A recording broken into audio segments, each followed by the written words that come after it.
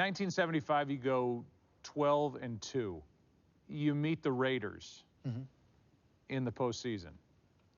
This rivalry between the Steelers and the Raiders was one of the most intense rivalries on the field. No, I'd go beyond intense. I'd say it was vicious. It was nasty and dangerous. Oh, yeah. And vicious. Vicious. Intentionally vicious. The name George Atkinson is a name that's linked with you because of a hit that happens in that championship. There's some love from the booth. Oh, well, that's too bad. Anyway. There was a lot in that, and there are some things that you never saw. So, you know, we know more about concussions today than ever before, right? So you know that some guy can get hit, dinged, if you will. It might be a slight concussion, but you have no effects of it.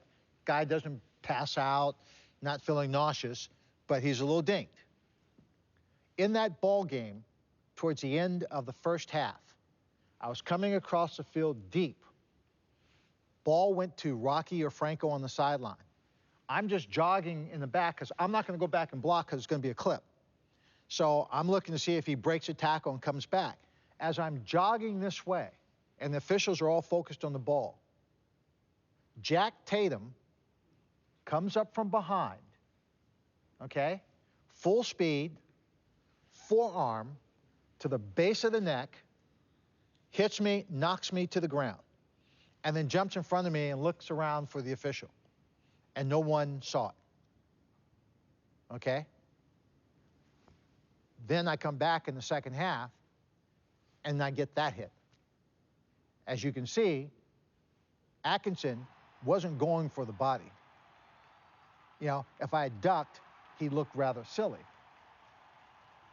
It's going for your head. Right for the head, into the ground.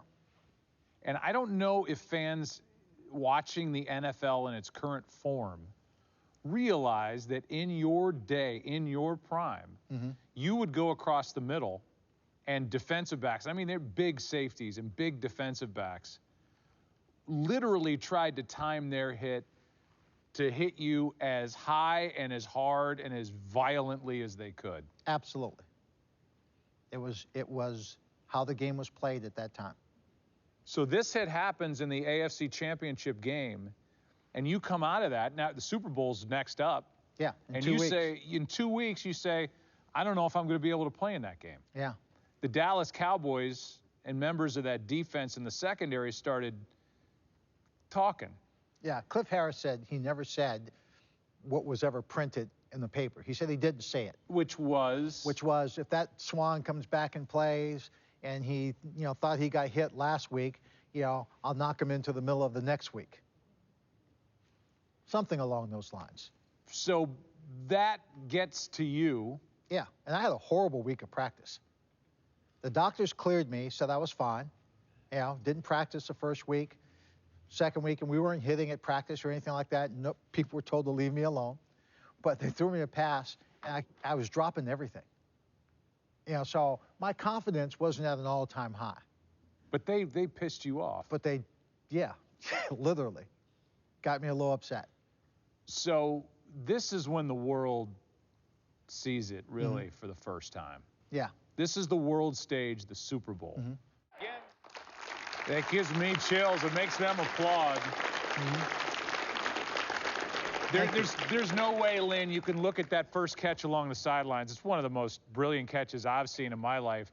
You go up, your momentum is carrying you out of bounds, and you can't look at that knowing you and your story and not go, there's the ballet, there's the dance. Yeah. Because along the sideline, you're doing this, like, scissor twisting thing with your... I mean, that was just a thing of beauty. Thank you. Thank you. It was, you know, it was important to me to make the first catch. You know, not having a good week of practice. You know, got to have Bradshaw's confidence. He's got to throw me the ball. They're yapping about you. You know, they're yapping about me. He throws that ball. And as you can see, Mark Washington was all over it. I mean, you know, today a quarterback would be told, don't throw that ball unless you're desperate. And this is at the beginning of the ball game. And but Bradshaw throws it. I got to go up and make the catch. and it's everything I do. I mean, it's whatever I have. It's going into making the catch. You know, I gotta get up there, come away with the ball. There's this quote up on the wall. I've always seen myself as put to music. That catch is put the soundtrack to any stage. Yeah, and I think it was Kurt Gowdy in the booth that referred to me as the Baryshnikov of football. That's right. And so, I mean, that in and of itself was really cool.